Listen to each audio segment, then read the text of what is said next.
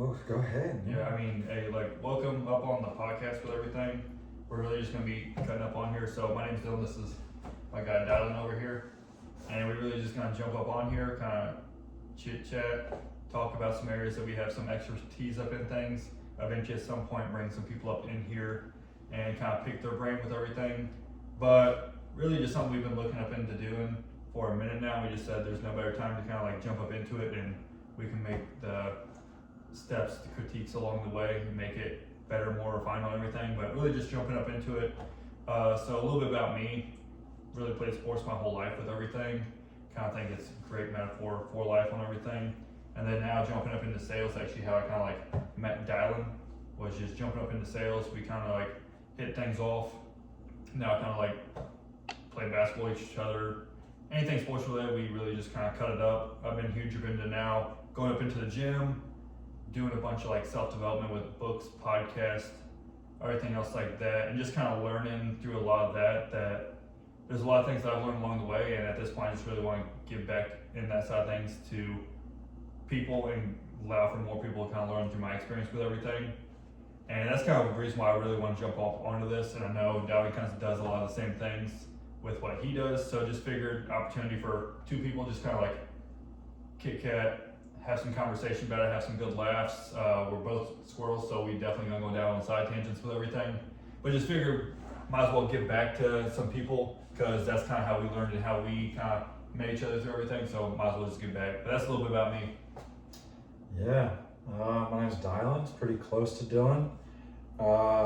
Pronounced like dial on a phone. And growing up playing sports and going through all that and not wanting to go to college and just doing random jobs and trying to learn through doing it, and then decided to check out some sales positions. Got into door to door. That's how I met Dylan, and that went well. We continued to stay close after that through, like he said, sports or working out and stuff like that. Really, I huge into the fitness space, whether that's athletic or strength and conditioning or overall just health and wellness. Currently doing maintenance and fixing shit that people break, but having a lot of just random ass thoughts go through my head, and the best way to get them out is just to tell people that probably don't want to listen but ideally would listen and keep it going. You know, I'm a huge Saints fan, Who Dat Nation. 6-11 this year, probably close to 6-11 next year, and the year after that. KU basketball. Kind of ass sometimes. Was a Heat fan. Now just kind of want to watch LeBron win one more championship. Right off into the sunset. Other than that, that's it. You know, that's a little bit about me. 27, from OP, or at least Kansas City. And yeah, just trying to be the best version of anybody named Dylan out there in Kansas City. You got a short list, I'm sure. No, it's extensive, man. There's a lot of us running around out there. On that side of things. But yeah, I mean, I think the easiest thing to just kind of cut things off with is like, obviously, yes, both of us play sports with everything. So like, what do you think just in life leading up to this point that you kind of like learned even without learning through sports that's just allowed for things to kind of like seamlessly switch over, things you just think kind of like accelerated you through where you're at with everything? I think for me, it's kind of like the opposite. You know, playing sports growing up, and being fairly athletic growing up, not having to like put in real work, like in the off season or whatever. Like obviously I'd still train and stuff, but just being good at it.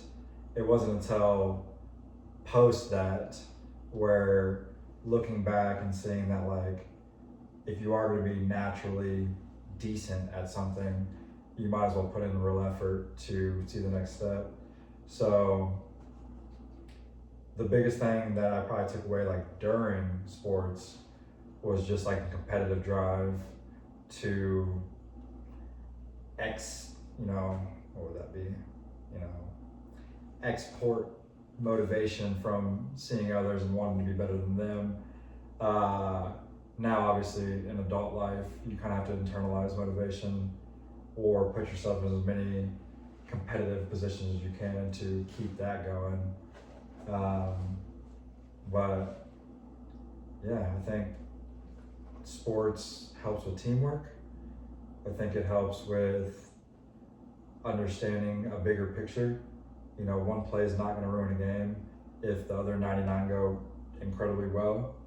So not beating yourself up over small things, as long as you're doing the right things to ideally win, and then also understanding that if you do lose, that 99% of the time there's something that you could have done better or tweaked or prepared for better. So I would say that's probably the life lessons that I gathered from sports, especially not realizing it back then. But no, yeah, I mean, I think growing up too, you never realize I feel like 95% of people's dreams that play sports are to go pro. Oh yeah. And you don't ever realize that at some point it's gonna end and not go pro until you get to that point damn, I definitely should push myself harder, things like that. Because again, a lot of the same thing. Just growing up pretty naturally, wasn't overly gifted, but almost any sport, any ball that you give me, I'm probably gonna at least be in the upper echelon, upper 25% of people playing whatever that sport is, just by pure hustle, commitment, and just competitive nature with everything. And I think that's the biggest thing through sports is just the competitive nature. Where if you turn anything and everything that you do, I feel into what you feel is a competition, I think it allows for you to accelerate. But I think you hit on some good things there of when you play sports, that one failed rep that you do, that one game, that doesn't mean the season's over. Right? It doesn't mean that everything you put forth effort in is done, right? Translating that into life, the one project that you do that fails, the one presentation that you give fails, right? That one podcast that you do and that fails. Anything that you do, just because it fails, it doesn't mean it's over. Yeah. It just means it's an opportunity to learn from that, figure out where the gap was, and then just make the adjustment for the next time. And I think that's the biggest thing sports teaches you is everyone has a game plan, but then everyone else also has a game plan for life. So you have to adjust that game plan as you're going through it to still reach your end goal. Yeah, and I think switching the word failure to misstep, because I don't really think anything is a failure until you stop. So you might have misstepped. You could have not done perfectly that rep or that play or that shot or that meeting or that interaction with somebody, but as long as you view it as a misstep, that means you're still stepping. Failure, you stopped stepping, and then it's what lesson did I not learn Yeah. that did not allow me to accomplish the goal? Yeah. And then how do I now incorporate this lesson the next time to where that's not the same reason why I failed? Exactly. Because if you continue to just fail the same way time and time again, obviously you've heard it a million one times, that's just insanity. Yeah, that's on you. Right? It's how do you make that adjustment? Because you just didn't know no better. Because if you knew better, you wouldn't have made that decision to begin with. So obviously you didn't know better. So how do you make that adjustment and apply that to where that's not the same reason? Yeah, exactly.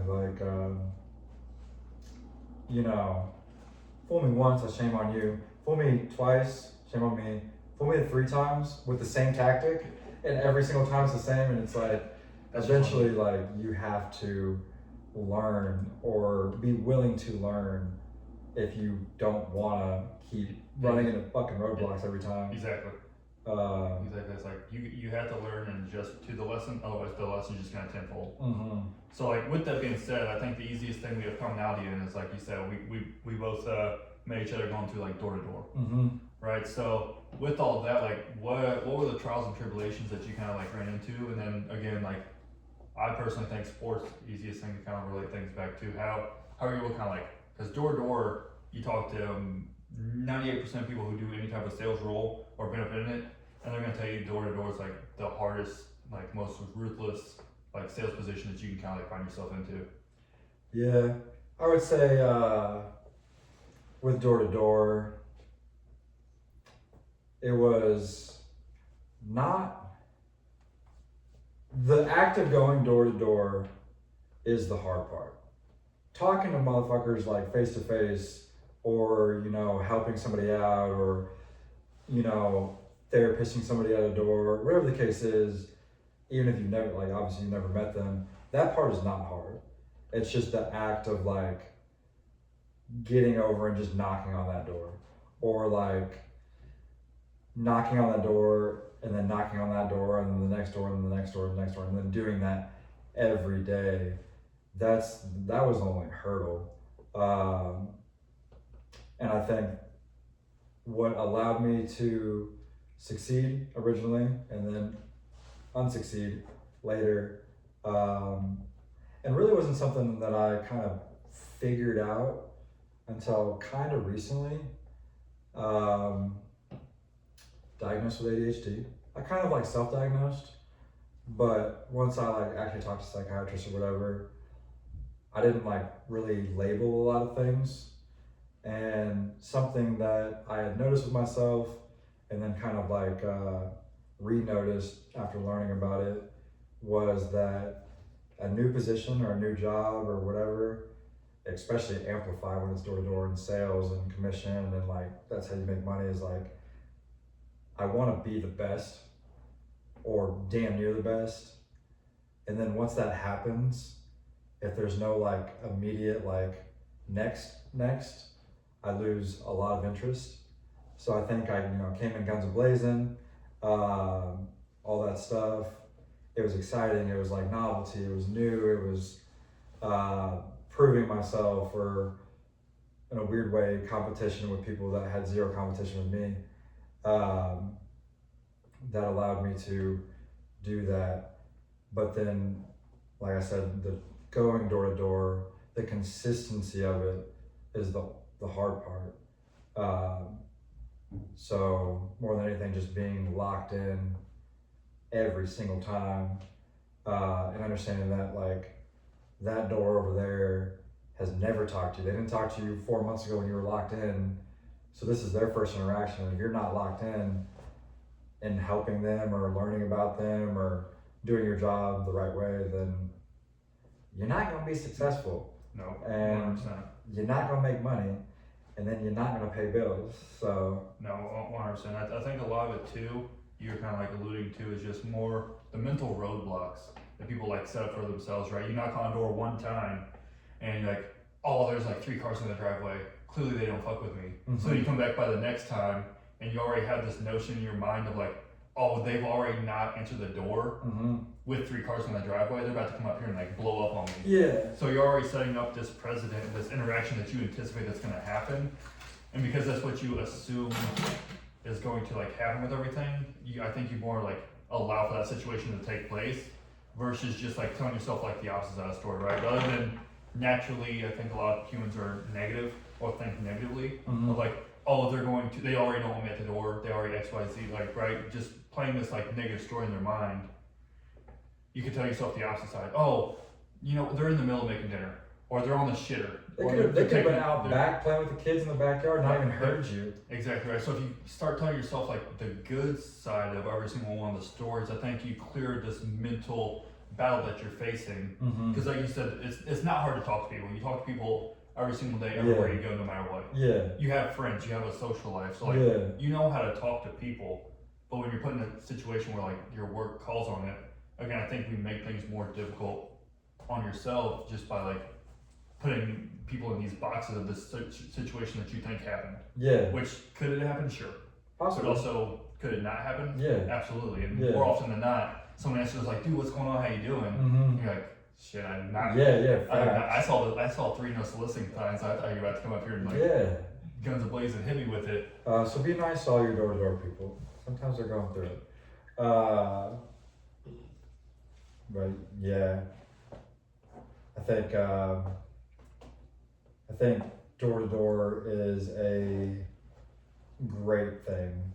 I think that especially doing some training and like, training people in the field and stuff, one of the greatest things is just seeing people's confidence grow, Oh, whether they're making money or not. Like obviously the money is what they want, but because it's such a transferable, to life or transferable skill, that especially nowadays with people being so like not great at holding conversation, it's so antisocial, and it's mostly because they are putting assumptions like, oh, this person's not gonna fuck with me, or they're gonna think I'm annoying, or like being a burden, or whatever the case is. Like, I think watching somebody's confidence grow and then seeing them kind of realize that people are people was super dope to see. And by far, obviously, like that first time they got a sale, like it's literally like a kid. It like literally like a child that, performed like a half-ass fucking side flip or some shit, that they're like, yo, this happened and this is why it happened because I said this or whatever. Let's go get the next one. I'm like, fuck yeah, let's go. You got it, buddy. It's like you're training your dog Yeah. for 3-4 weeks. Yeah. And you tell them to sit, and they look at you and they just straight sit down. You're like, I am so proud So of you. proud of you. You could have anything and everything that you want right now. It's all on me. It's literally that same type of feeling of like, there's something that I've like given to you, Mm-hmm. or there's something that like I've been able to like witness from like you not even be able to say your name to somebody, Yeah. to like you said, now them asking for like information to like proceed through the sale. Yeah. And just knowing that in that short time frame that you've had to like coach them, work with them, that a lot of what you just told them is going through. And I think a lot of it is like it's just repetition, Mm-hmm. right? Like you're gonna hear no way more than you hear yes. But just being able to coach people through like, dude, no just means next opportunity. It doesn't mean no. Yeah, no. There's 8 billion people in this world, 350 million in America, whatever the case is.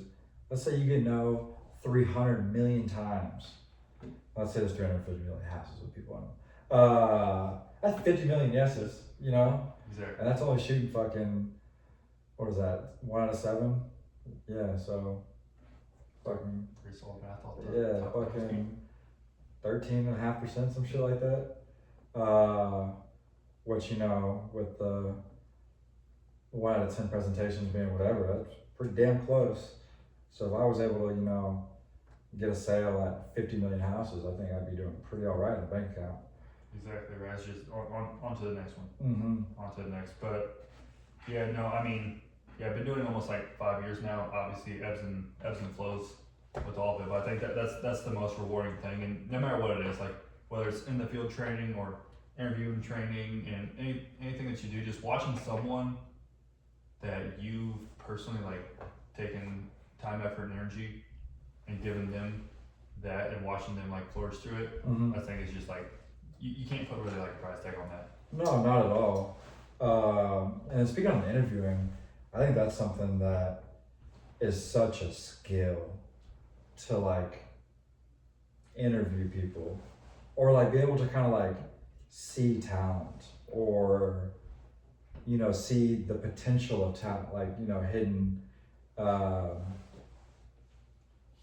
and yeah, I mean, like, because at that point you have essentially no more than 20 minutes, give it like 10, 15 minutes, 5, 10 minutes, whatever the case is, 100%. to see not only like, is that person speaking door to door going to be a good sales rep, but like, is this a cool person? Like, because in that field, like, bro, you're spending time with this person.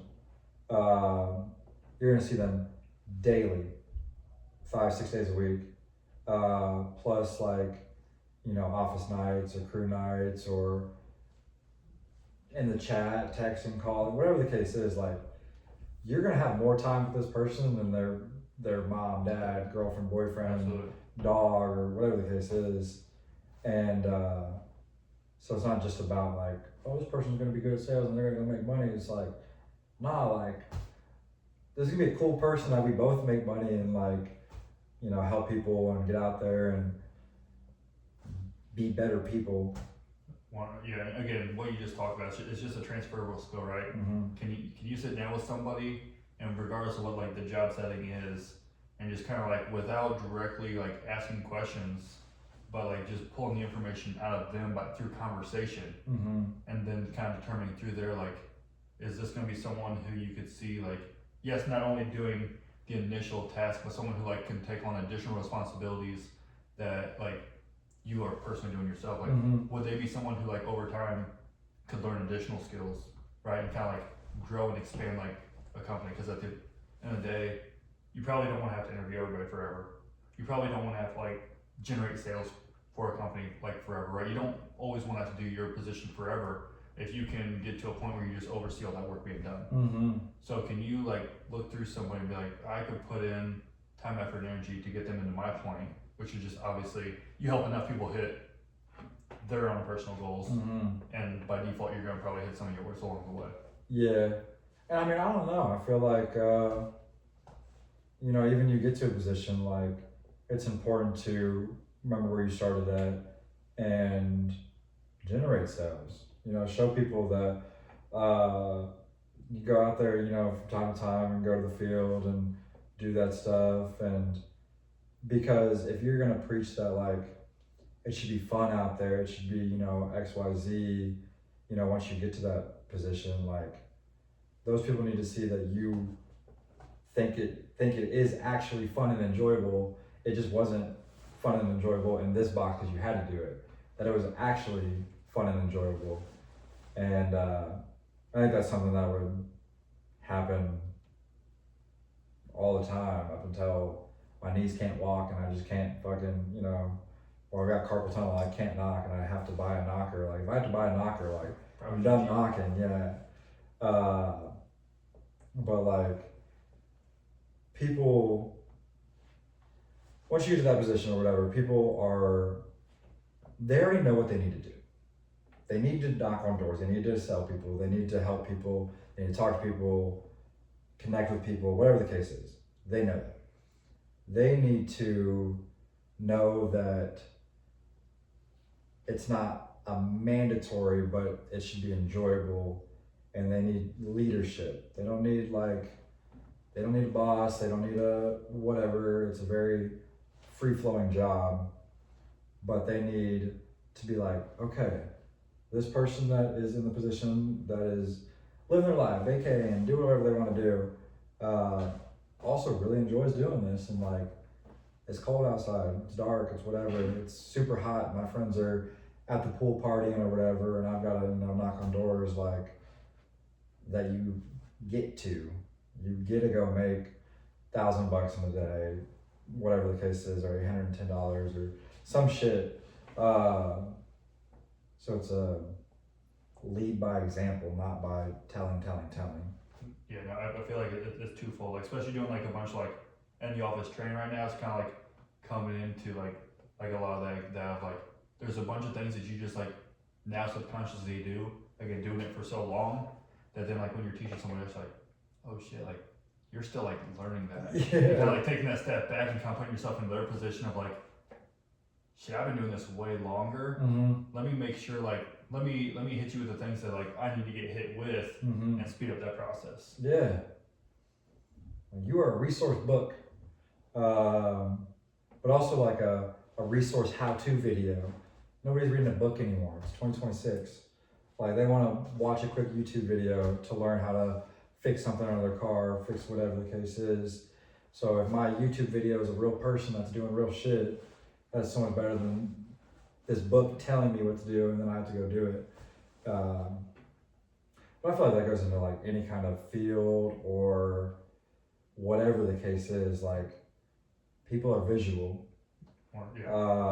I mean, you could ask 100 people and I feel like 94 of them would be like, oh, I'd rather see and how to do before doing. You might get 3 weirdos that are like, hey, just tell me, and then I'll go like, whatever. But I feel like it's like, yeah, like you watch, hey, look, basketball when it first starts, like, hey, the whole goal is just to put the ball in the hoop. You know? You got people shooting underhand, shooting all these other things they have no idea, but then like you start figuring out and you find like, oh, this way's more efficient. And but you don't see that through like till you like watch somebody do it and you're like, oh, okay. Same thing, like you go to the gym and then instead of like hitting certain workouts, you're like, cool, I just want to get massive lats. So you just look like, cool, I need to do this, this, and this. and you streamline the process, right? The whole point of just taking information from somebody, regardless of if it's a book, if it's watching something, you're just trying to streamline their process. Yeah. Hey, it took you 5 years to get good at this. How can I do it in 2? Yeah. Well, if I go talk to you, you're probably going to tell me some things you did well, Mm-hmm. you would absolutely continue to do, and you're probably going to tell me, hey, do not do this because it does not work. Yeah. I would rather like be told one mistake from 100 different people than me have to do fucking 100 mistakes. 100%. Like, but yeah, imagine like, you know, somebody's never played basketball and you're on the phone with them and you're like, yeah, bro, just like, you know, get your fingers, you know, on seams or whatever you want to shoot with. Other hand, kind of like back middle side of the ball, elbow tucked a little bit, comfortable, up, flick, shoot that thing, hang up. They're gonna be like, the fuck, bro? Like, is this okay? Is this like where I want to be? Is this too tucked? Is this not tucked? He didn't even say anything to do with the legs. What do I gotta do? Compared to you're with somebody, you show them a couple times, and then you're there to, you know, place hands, place whatever, and watch them do, make a little tweak and encourage them along the way. That person is going to be billions of times better, billions of times quicker than just, or here, let me write you out how to do it. Like, nah.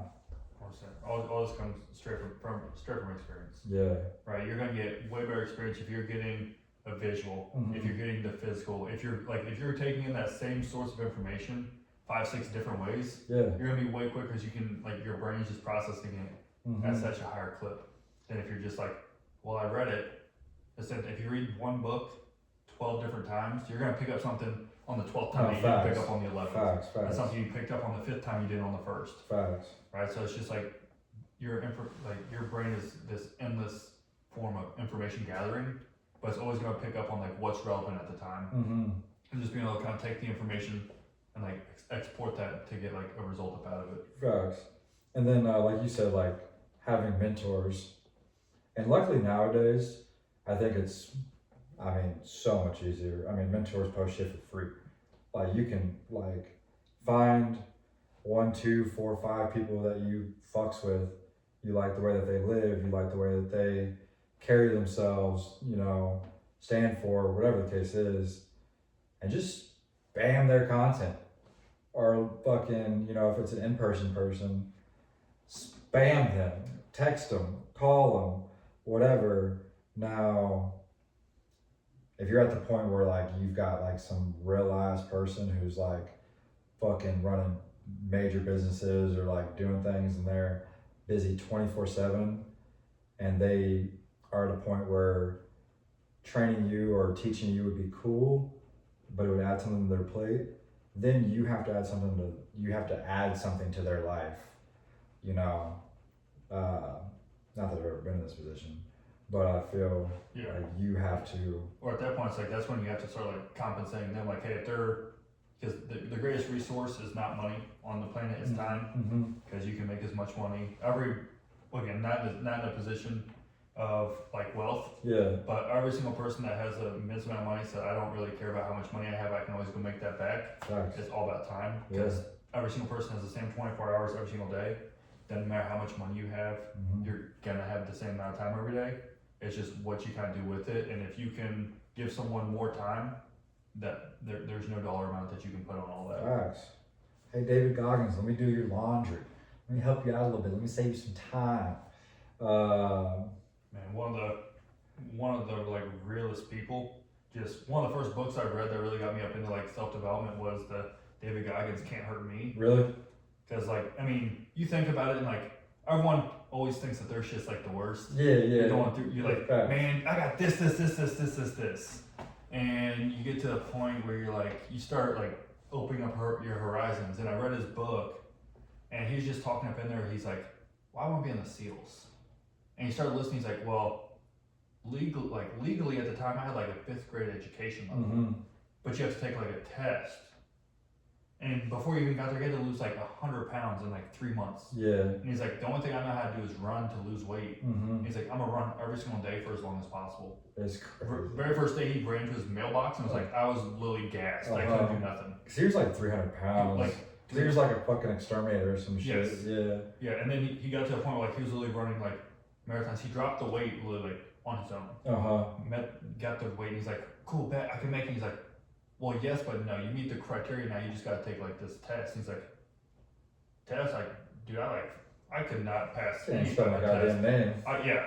So he's like, well, I just need to like, the only way I learn is by doing. Mm-hmm. So he got a copy of the test and literally wrote it out through 100 spiral notebooks. That's crazy. Literally just to like pass the test. Yeah. And now he's up into like the SEALs training. And he went through Hell Week. And he does the training, ended up getting like pneumonia. And just like literally had to drop. Yeah.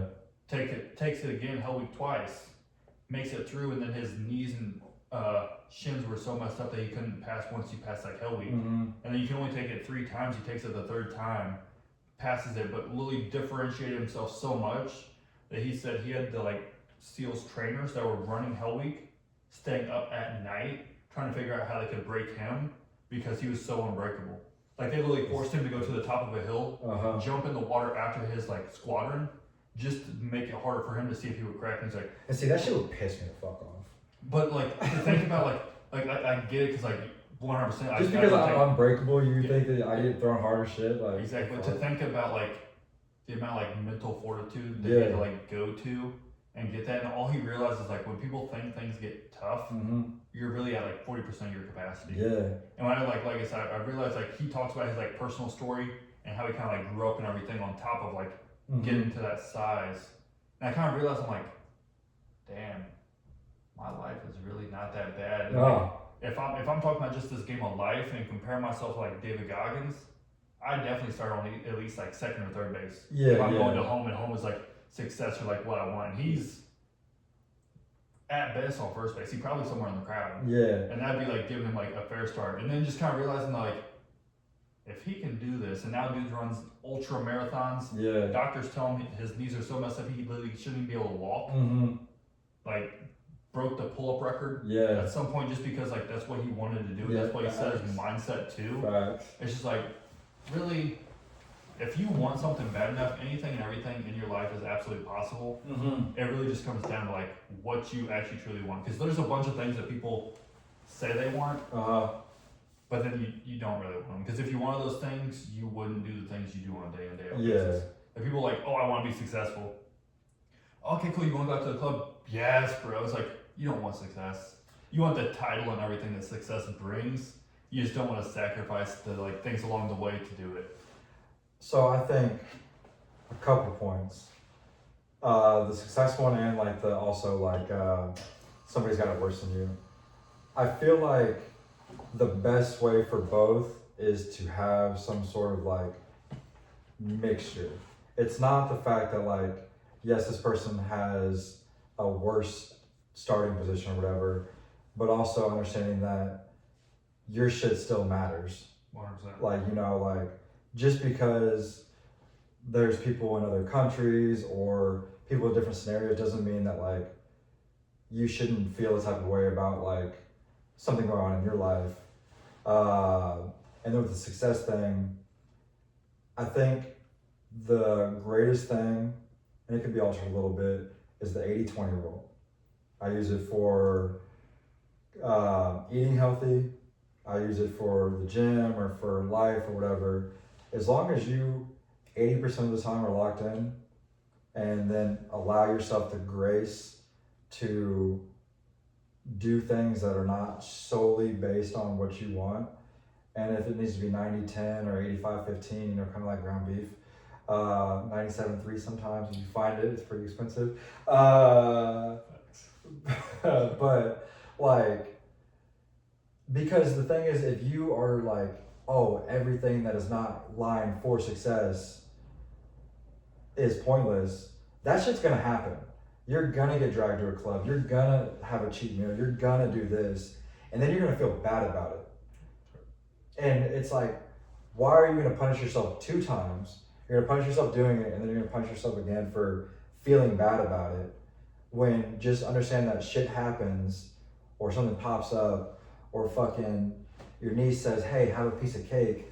Oh, that's not on my meal plan. No, shut the fuck up, have a piece of cake, and then continue to do, because success is not an overnight thing, it's a compounding interest thing. Health and wellness is a compounding interest thing. And one thing, I mean, as long as you don't go to the club every fucking night for 7 days or fucking eat cake from sun up to sundown, 80-20.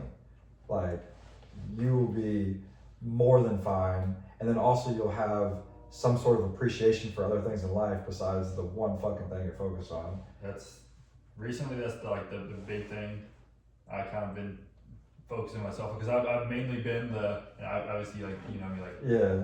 90 to like 99% of the time it's like, is this going to help me like lead to success? Yeah, Like, yeah. just know it's like you're just not gonna see me doing all those things. Yeah.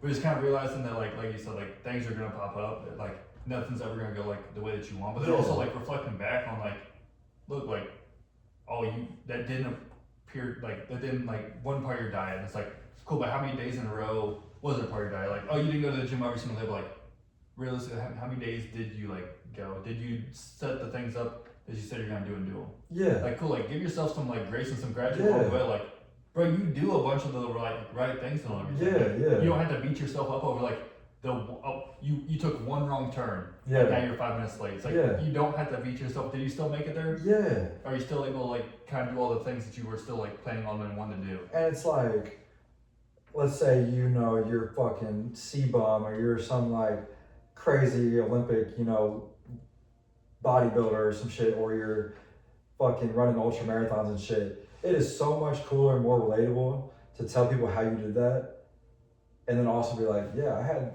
a slice of cake along the way. You know, I fucking like ate cookies with my grandma, whatever the case is. Or if you're wildly successful and like, you know, you're like, yeah, it's not like I grind, like I get my shit done, I do my shit. But yeah, like nah, I fucking, you know, went to a wine tasting, or I fucking, you know, slept in this day, or whatever the case is. I wasn't up at fucking 4 a.m. splashing cold water on my face. Like, I have those days. That person that you're gonna tell that to in the future is gonna be like, man, I can do that. Yeah. I can't fucking 4 a.m. every single day, or just never have a fucking cookie. Like, that's unreplicable. It's not even doable for anybody. So right, and they almost like discredit themselves from it because like, oh well, like if you're at that level of like discipline, or if that's like what you had to do to get there, it's like, well, I know I'm not there. And again, like in anything and everything, like your first time you ever try to like sell something, your first pitch, that like the first time you try to walk, you didn't just magically be like on 2 feet now, look at me go. Right? Like everything you do, like it's not a finished product right off the rip. So if you just tell people like what the finished product looked like and how you had no mistakes, no glimpses the wrong way, they're like, cool, peace out. I cannot do that. Bro, like, I gotta go talk to somebody else because you're way above my level. Yeah. And I think that's where like people start like really understand like, okay, like I said, like I think that's why like David Goggins, you hear his story and you're just like, oh yeah, there was a bunch of like fuck ups along the way, like, and look at where he's at now. It's like, I understand that he did not just say I'm gonna run an ultra marathon. Yeah, no, not at all. But there's a build up to it, and now that there's like this, like, okay, like I fuck up too, and you fuck up.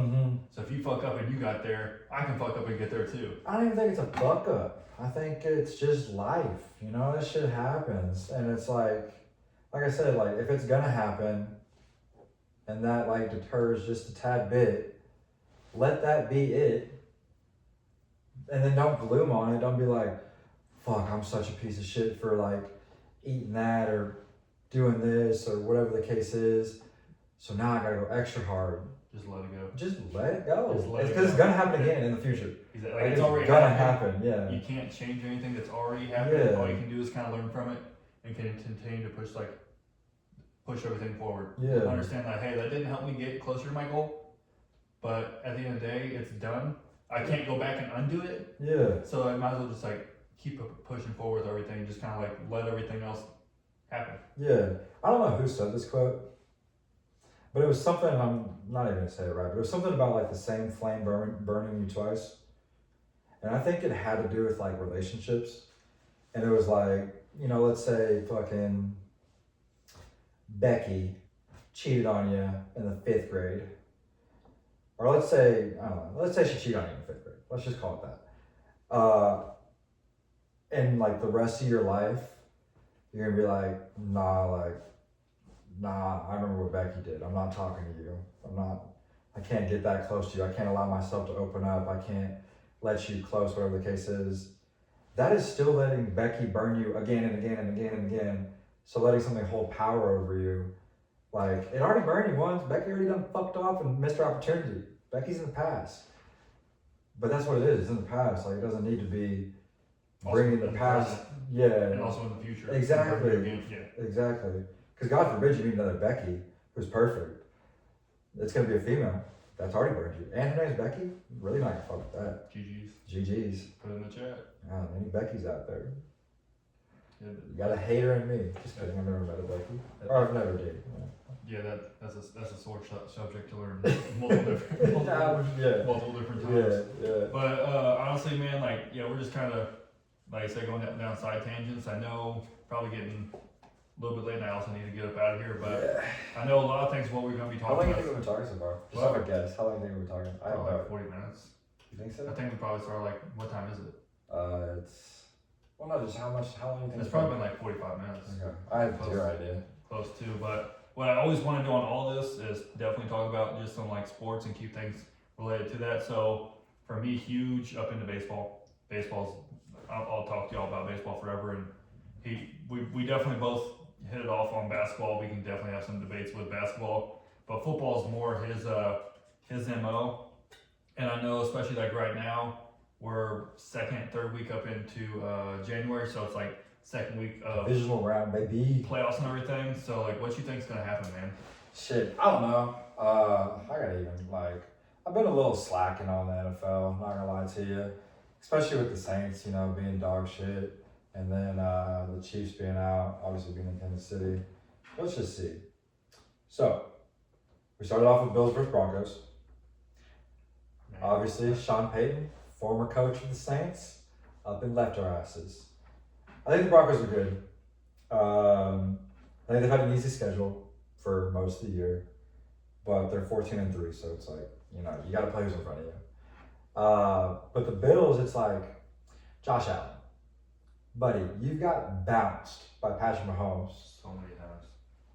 religiously, my guy. So many times. And the fact that you are literally that talented, but just running into like that. So without Patrick Mahomes, the Chiefs being in the playoffs, Lamar Jackson, Baltimore not being in the playoffs, Joe Burrow, like all the big name dudes that have been there, done that, exactly. are kind of out of it. So it is on him to make some shit happen. So I think what you said about like Denver is, I think every single game this year, I think everyone's kind of had this notion of like, yes, they're good, Yeah. but it's not their year. They're like a year away, right? Like they just don't have any like the playoff experience with anything, right? Like every single game is like the like offense just shows up in the fourth quarter, Yeah. and gets the job done, but they heavily rely on like their defense on everything. Which I don't think that's a bad thing. And not at all. Like defense wins championships at the end of the day. Yeah. But when we're going back into the has-beens and has-dones, not really anyone on their side of the things on the offensive side has been and has done that. Where you look on the other side with the Bills, and you got some dudes that have like had a bunch of like playoff success. Yes, haven't won the ring. Yeah, but they've been in battles. Went to the AFC champion. Like again, been so close and like know what it is like. So like they know what the pain feels like. Exactly. And that shit. I mean, I've never been in the AFC Championship game. I've never been in the AFC playoff. I've never been in the NFL. So I've lost a game. I'll pick a basketball here and there. Not very many, but I feel like knowing what that pain's like, especially when it gets to the second half of a football game or that fourth quarter, you're like, no, like you are so. And I mean, like obviously Denver, even without a ton of experience, like you're still an NFL player, like you still. And then their head coach, Super Bowl. Honestly, couldn't tell you the rest of the staff, but they have people that have done it or been there. So I think it'll be interesting. I mean, it's in Denver. Yeah. I think if you try to tell me I had to push all my chips to the table, just based off what we kind of discussed, I think I almost got to lean Bills. Just because, again, they've been there, done that. It's just desperation at this point. Exactly. It's like, this is your chance, Josh Allen. Yeah. If you want a ring and not have to run through, like, the names and the onslaught of who you typically would, now's... Because Patrick's going to be crazy next year. He's going to be pissed. He's going to be coming back from... Yeah. They got a whole off season and not, 4 or 5 less weeks than everybody else. True, exactly. So... Yeah, they've essentially played, like, probably a season to two extra Just over in the last past 5 like years. 5-6 years. Exactly. But yeah, personally, I think the Bills. I would take the Bills. I would say it's gonna be within a touchdown, Like within 10 points, 27-24 type game. something. I just don't know because I mean like the Bills defense is dog shit, but the Broncos offense isn't their strong suit. So who knows? It could be fucking 42 to fucking 35. Next, the 49ers Seahawks, and I'm not gonna lie to you, the Seahawks are really fucking good. Dude, their defense Is insane. stupid. But yet I've watched like 0 Seahawks games. I just know they're fucking good. I know because I think they played the Seahawks at either the end of the regular season or the week before, Who? the 49ers, for like the division. Oh yeah. And I think the Seahawks just went out and absolutely dismantled them. Yeah, I think so. So realistically on that one, I think it's going to be a lot of the same just because, dude, the Seahawks defense is Well then George Kittle tore his what? mad impressive. He did. ACL or was it his Achilles. Achilles? Was it his Achilles? He tore his Yeah. Achilles, yeah. But Like, Brock Purdy just somehow I show mean, up. he's Because the game nice. against, was it the Rams? Yeah, the 2 rushing touchdowns and the 2 just went absolutely like berserk. yeah. So I think if that's going to be a competitive game, just my 2 cents, again, not being from the football side, mhm. I think McCaffrey just has to have an insane game. But it's the issue with them because Chris McCaffrey's on my fantasy team. Trust me, he held it down for you, boy. But like when you get into a playoff situation, and I think this happened with San Fran last week. Like yes, they won, but I mean it wasn't until like the last. I think McCaffrey had a receiving touchdown at the end of the game on a trick play. I guess he had 2 receiving touchdowns. But like defense is gonna be honed in on Buddy. 100%. You know, especially George Kittle's out, and like their receiving core is not like the worst in the world, but they're not like they're no real like names. Not world beaters. Exactly. So I would say in Seattle, and I would say Seattle also has like up there with Kansas City like best home field advantage. So Without a doubt. I would say Seattle probably wins it pretty handily. But then again, like with being division rivals, You've seen each other so many times. this is gonna be your 3rd time playing a team, and And like probably like I said, like 5 or 6 weeks. let's see. Okay, so they split on the regular season. The 49ers won the first game back in September, and then the Seahawks won, obviously, the last game of the season. So I don't know. Yeah, I would say Seattle. I'll give it to them. The interesting one on Sunday, Houston versus New England, Texans versus Patriots. Texans defense is fucking stupid. I saw a video or a stat or something like that, and it essentially like says like for your point differential, how much your defense attributes to it versus how much your offense attributes to it. Houston's defense through the regular season like netted like I think it was like 130 something points, where their offense was like net negative like So the 20 or offense- something. Their defense was better offense than their offense.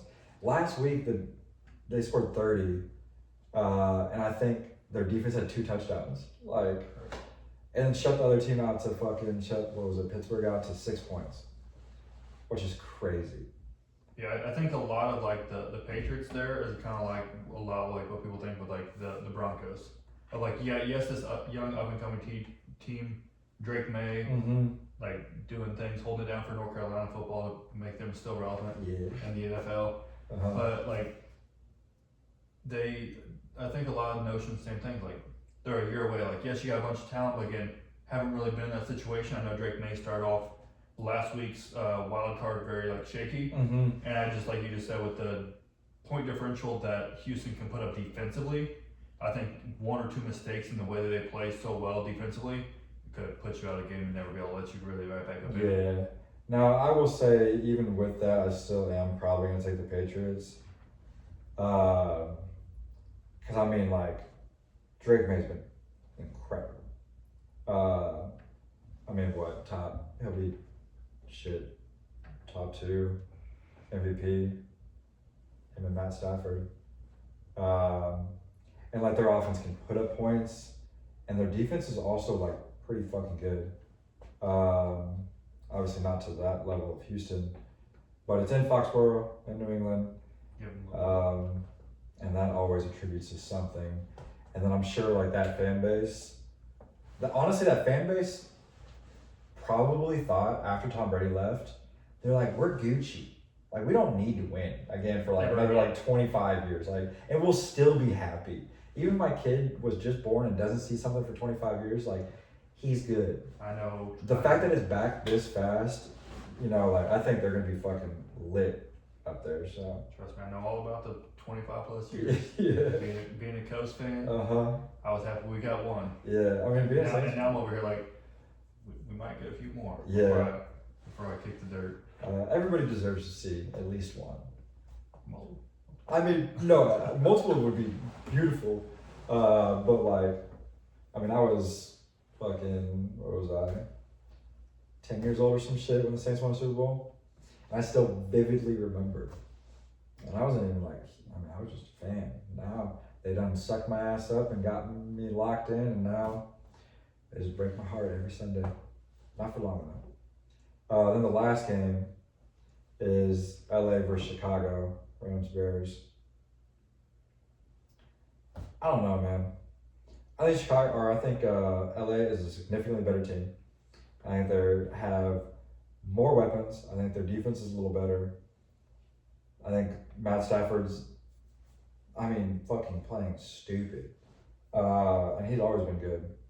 But the Bears just be winning games. They just be winning games. Their defense, when it comes to the red zone, just absolutely locks in. You can have three all you want. Does not give up tutties. You can have three. Just doesn't happen. And then, for whatever reason, Caleb Williams, when it comes to, like, games being close, like, you look at last week and they're down 15 going into the fourth, and you're like, against Green Bay, again, a division rival, you've already seen him 2 different times. No way you're able to score more than 15 in the fourth to come back and, like, win.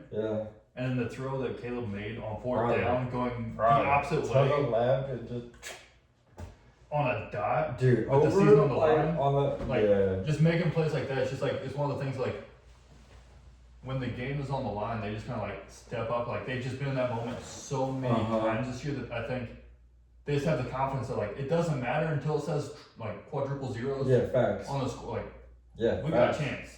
Well, I told you on the phone the other day, like, I saw them down 21-3 or whatever. Wasn't really watching the game too much. And then saw like the beginning of the second half. And I saw the first drive. The Packers like 3-and-out or some shit. I think the Bears from there were driving. I don't know if they scored. They might have got a field goal on that. But like, and then the Packers went 3-and-out again. And I was like, momentum's a real fucking thing. And obviously if they could score 21.5, they could also won like $35 off of it. So, but I think it'll be funny if, like, let's say the Bears win a Super Bowl, all of Chicago got painted nails. Whole goddamn city's painted their nails, bro. I mean, like, bro, he was so good in college. So fucking, like, just making any kind of throw. Like scrambling, throwing straight dots 60 yards down the field on a rope, and people have the audacity to be like, but he paints his nails. Like, brother, dude, he could fucking. That's actually so. Did you see the diss that he had towards Lil Wayne? So Lil Wayne came out and said, like, I can't believe we just lost to a team. The quarterback literally paints his nails. And in the Instagram post that Caleb Williams put up, he literally used a Lil Wayne song. Really? Talking about it, because obviously Wayne's a huge Packers fan. Yeah. So I just thought that was so funny. Well, bro, it's like, bro, you need that. You need that, like, that pettiness, that, like, hey, look at me now type shit. Especially if you're an NFL quarterback and, like, you need some swagger. Like, you're not going to talk crazy on me, just, like, whatever. But yeah, bro, like, if Tyler Shuck, Saints quarterback, takes us to a Super Bowl, let's say this motherfucker starts, like, wearing eyeshadow and fucking like paint his nails and wear dress. Bro, what color, bro? Does this look good on me? like, yeah, no. So it's like, if you can throw a football and you can win football games, fuck it. Like, and I think that's a side point, but people be caring too much about what other people do. But back to this. I don't know. It's in Chicago, and like, I kind of want to see Chicago win. Like I feel like I do too. if Like, if I had to bet, I would have to go straight money line on Rams. But like I prefer to see Chicago. yeah, like, I mean, yeah, it's just like the excitement behind them and just like that city's such a stronger fan base than LA, obviously. And Everything in Chicago, huge fan base. I love Chicago. Cubs, hold it Yeah. down. White Sox, we don't really care about y'all. Sorry. The Bulls, Bull, 30 years ago. Bulls. Hey, don't wait for the Bulls to get another like iconic type of player like that though, and the whole city about to be Oh yeah.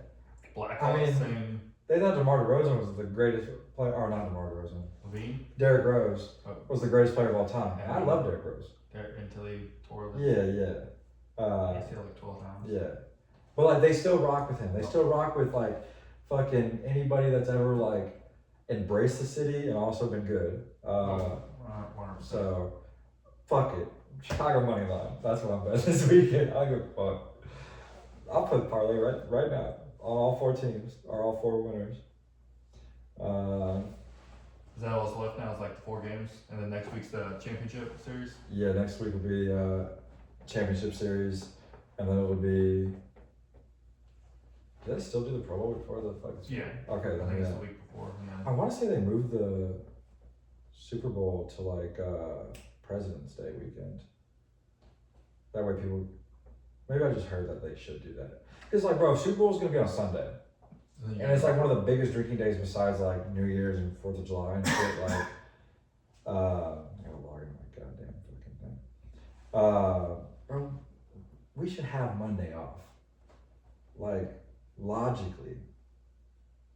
Oh, see, I haven't even pulled that money out from DraftKings yet. That's bad.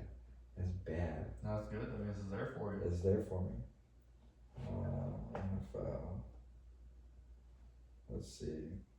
First we go Bills money line, Seahawks, Patriots, Bears. $10 to $104. Send it. That's not bad odds for 4 games. Yeah. Straight money lines. Yeah. Cool. Well, I think we're about to wrap up. Hey, check back next week. We're gonna see if our 4 picks facts.